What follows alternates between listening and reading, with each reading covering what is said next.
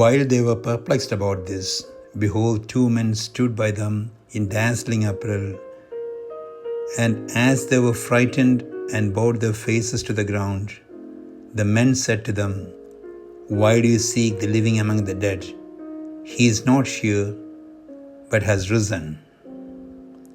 Luke chapter 24, verses 4 and 5.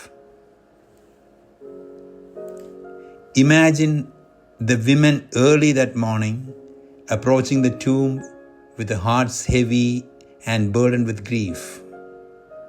They had come carrying spices, expecting to find the lifeless body of their beloved master. Instead, they encountered an empty tomb, and standing beside it, two men in dazzling garments, shining not with fire, but with calm and radiant joy, reflecting the light of the resurrection. With deep reverence, the women bowed their faces to the ground, a gesture of reverence in the church, particularly before the Eucharist, the real presence of God. The angel's words pierced through their sorrow. "Why do you seek the living among the dead? He is not here, but has risen." The great truths shine in the midst of mourning. Death does not have the final word. Christ is not in the tomb, he is alive. But this question is not only for the women at the tomb. It is for each of us today.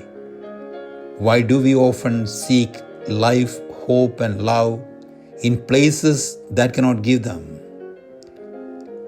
How often do we look for peace in possessions, joy in fleeting pleasures, or meaning in the noise and distractions of the world? Christ is not in the grave. He is not a memory, he is not a martyr or a myth. He is alive. As St. Paul reminds us, if Christ has not been raised, then our preaching is in vain and your faith is in vain. But Christ has been raised, and because he lives, we too shall live. The resurrection is not merely an event to remember, it is a reality to live. It calls us to rise above the fear, to leave behind the tombs of doubt and sin, and to walk in the light of the living Christ.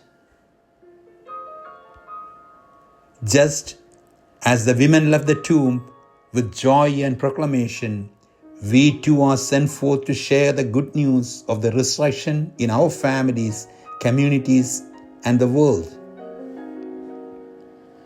Lord, help us not to seek life, hope, and love in worldly possessions, fleeting pleasures, or human approval. Teach us to know and believe that true life is found only in you, the risen Lord. Amen.